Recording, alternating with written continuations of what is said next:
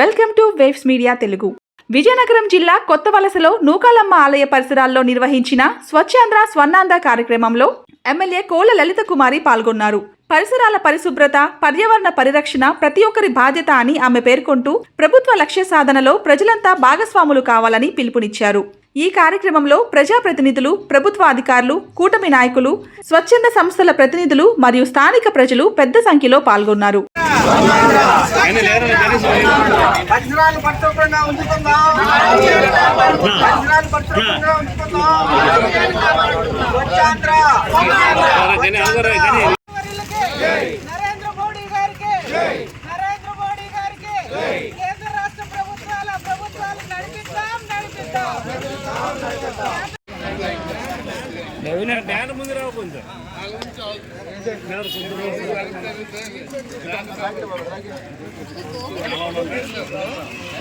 కొత్తవలస గేట్లో ఏర్పాటు చేసుకున్న ఈనాటి ఈ సమావేశానికి హాజరైన మండల శాఖ వివిధ అధికారులకు, మా ప్రజాప్రతినిధులందరికీ, ముఖ్యంగా మా మహిళా అక్క చెల్లెమ్మలకు, పాత్రికేయ మీడియా నేను చేసిన ఈ ముందడుగు ఆంధ్ర రాష్ట్రాన్ని పరిశుభ్రంగా ఉంచుటలో సహాయం చేస్తుందని నమ్ముతూ ఈ రోజు నుండి నా తోటి వారికి కూడా నా రాష్ట్రాన్ని స్వర్ణాంధ్ర, స్వచ్ఛాంధ్రగా తీర్చిదిద్దేటట్లు నా వంతు కృషి చేస్తానని ప్రమాణం చేస్తున్నాను.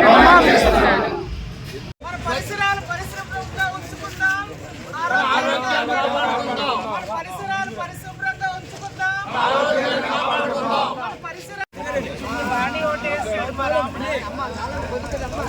ప్రభుత్వాలు చేసుకుంటున్నాం.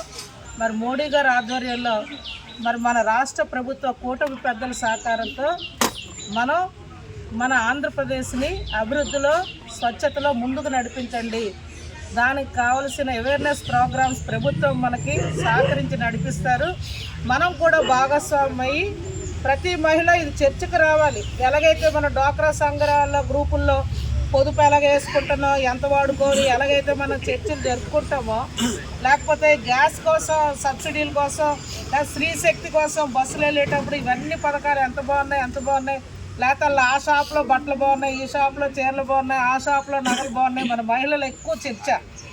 మన మహిళల ద్వారా ఈ ప్రోగ్రాం విజయవంతమై ఆరోగ్యాలు మన అందరివి కుటుంబాలు కాపాడాలని మా మహిళా అక్క చెల్లమ్మలందరికీ నేను పిలుపునిస్తూ మరొకసారి అందరికీ నా నమస్కారాలు తెలియజేస్తూ సెలవు తీసుకుంటాను. దీన్ని ప్రధాన అంశంగా తీసుకొని ఇవాళ ఏదైతే ఈ బిగ్ బ్యాగ్ విధానం 45 రోజులు రాష్ట్రంలో ప్రతిష్టాత్మకంగా మన ఆరోగ్యాల కోసం, శుభ్రత కోసం ఏర్పాటు చేశారో, దాన్ని ఏంటంటే ప్రతి ఇంటి ముందుటికి స్వచ్ఛరథం వచ్చేటప్పుడు తడి చెత్త మాత్రమే మన మహిళలు ఆ స్వచ్ఛరథంలో వచ్చిన సిబ్బందికి మనం అందజేయాలి.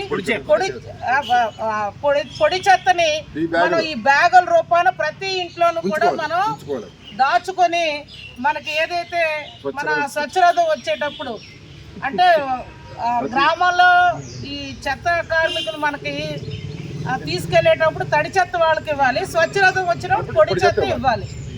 మన కేజీ కింద కూడా పెట్టడం జరిగింది. మనకు కావాల్సిన నిత్యావసర వస్తువులు కూడా రాష్ట్ర ప్రభుత్వం వారు అందజేయడం జరుగుతూ ఉంది. తప్పకుండా ఈ విధి విధానాలన్నీ మనం భాగస్వామ్యమై ఏదైతే ఇవాళ ఈ బ్యాగులు కూడా చూడండి డస్ట్ జరుగుతూ ఉంది.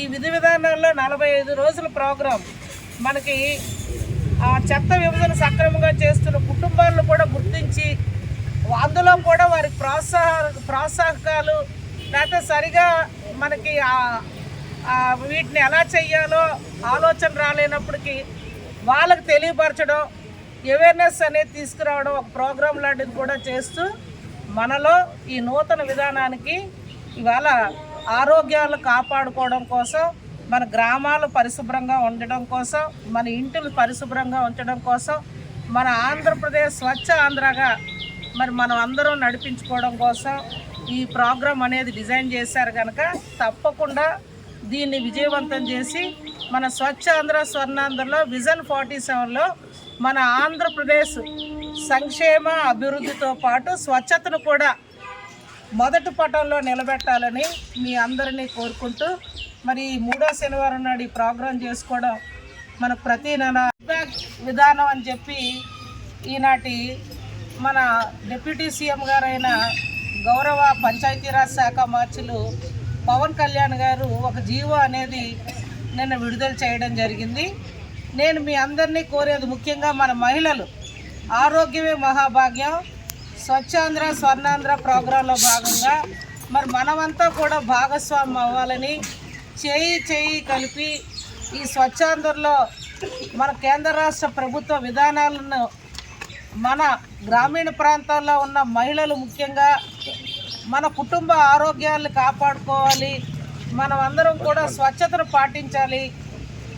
మన పూర్వం నాటి నుండి ఉన్న మన ఆనవాయితీ ఇల్లు వాకిలు శుభ్రం చేసుకుంటూ ఇంటి ముంగిట ముత్యాల ముగ్గులు పెట్టుకోవడం మనందరికీ ఆనవాయితీ. మరి అప్పుడు ఇంట్లో వచ్చిన చెత్త అంతా కూడా ఒక దగ్గర పూర్వం మన విధానాలు ఒక దగ్గర వేసి అది పొలంలోకి మనం దాన్ని ఒక ఎరువుగా వాడుకునేవాళ్ళం.